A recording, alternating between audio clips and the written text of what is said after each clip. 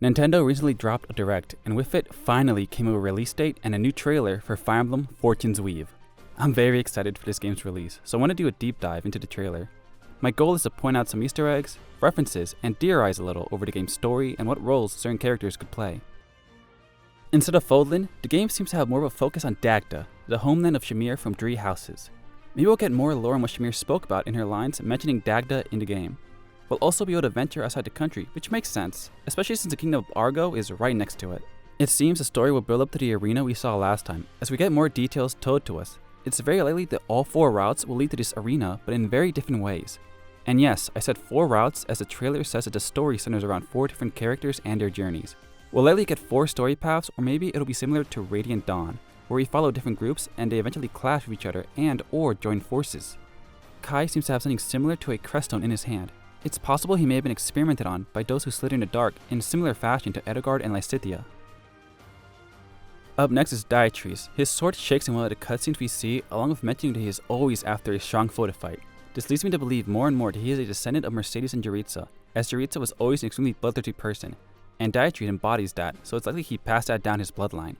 Our next lord, for lack of a better word, is Diodora. Her outfit very closely resembles that of Rhea when she goes under the name of Saros. There could likely be a connection here, or maybe they're just the same class. I will say the outfit also reminds me of Nemesis in terms of colors used for the armor. Considering Diodora is royalty, it's very possible she'll have a connection to both. Lastly, we have Lita. She's a dancer out for revenge. We don't know who yet, but her outfit seems to resemble that of the dancer class from Three Houses, though it's much more unique, which makes sense as the dancer class in Three Houses was an optional generic class. It seems her revenge is targeted towards someone named Lachner. Unlike Three Houses, which I assume this game is a prequel of, it seems the 4 characters we'll follow will have very unique levels suited towards their own route. Or, as mentioned previously, they'll go the Radiant Dawn route and have us play through each of their campaigns at different chapters, which will eventually lead to them clashing and even joining forces. Both options sound really interesting and I'm really excited. While the game does not seem to take place in Fodlan, it does make mention of it. Though we know we'll likely visit the continent, as we see many cross weapons and many mentions of it in the trailer. This trailer is our first look at Dagda, as prior to it we never saw it on any map. It's its own continent, so it's very likely a boat trip away, like some countries in Europe are. While we will have the option to visit other parts of Dagda, or visit other nations, it's also possible to stay in Dagda and near the arena as a base like in previous titles to train or even recruit new allies. Both options seem very viable, so I'm sure they'll both have their pros and cons, like resource gathering or spending, such as gathering chests or spending currency to grind in the arena. The trailer goes on to mention that the 4 lords we'll be following will each have their own unique techniques. We see Diodora just straight up chuck a boulder covered in lightning at someone, so she's definitely got some insane strength, reminding me of Rhea once more. Maybe she can build magic along with gauntlets. Alita seems to be centered around her music, so maybe it allows all her allies to move again in the same turn. Dietrich seems to be doing an arts attack based around his cross weapon, and Kai is firing a ki blast that damages all enemies in the surrounding area. It seems they're revamping the arts attack system we've seen in previous titles. Looks really fun so far. The trailer then cuts to a figure speaking of the underworld. This is a relatively new concept from what I remember, as the only other character to mention the underworld is Sombram from Engage, as that's his birthplace. The figure's hair is green, so she is also likely a dragon like Rhea and Sedith, but definitely more evil from the look of it.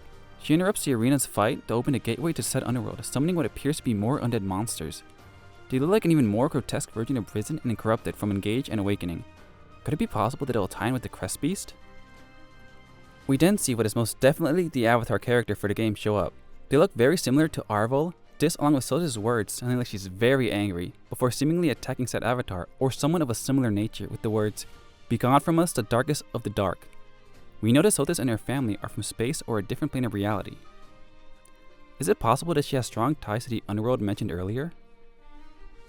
Either way, I do definitely think we're going to see a much darker side of Sotis that was briefly seen in Three Hopes. I haven't played much of that game, but from what I know, she hates Arvel, so it's very likely we're going to see the start of that rivalry here in this game. Maybe the avatars are Arvel, or related in some way. I feel the outfits are too similar for it to just be a coincidence. We get a better look at them on the cover of the game, which I think further proves their connection. They even appear to be holding a crest weapon, marking their importance in the game's story. We don't see Sotis interact with anyone else, but considering we see characters that likely got turned into crest weapons, it's very possible that all her scenes could be flashbacks. Maybe this game doesn't just take place in the past, but will also show even more of the past even prior to that. My reasons for the game taking place in the past is that many of the characters have a striking resemblance to those of Three Houses. Not just Dietrich, but also many of the recruitable and playable ones we see throughout the trailer. This could also be before the events of the Red Canyon took place, which, for those of you that don't remember, was the attack that killed Sotis' family, with her crest being used as the weapon, and that's what caused Rhea to spiral. This game could very likely take place around that time period, before or even slightly after. All I know is that it definitely takes place in the past. I am very excited to play this game. It looks amazing with the animated portraits we see in some of the characters, along with the attack animation being exactly like that of Engage. Intelligent Systems is clearly trying to give us a lot more lore that we didn't see in Three Houses, and I can't wait to play this game in a couple months. If you have anything you want to add in the comments that I may have missed, please let me know. That's all for me. Please like and subscribe. Bye bye!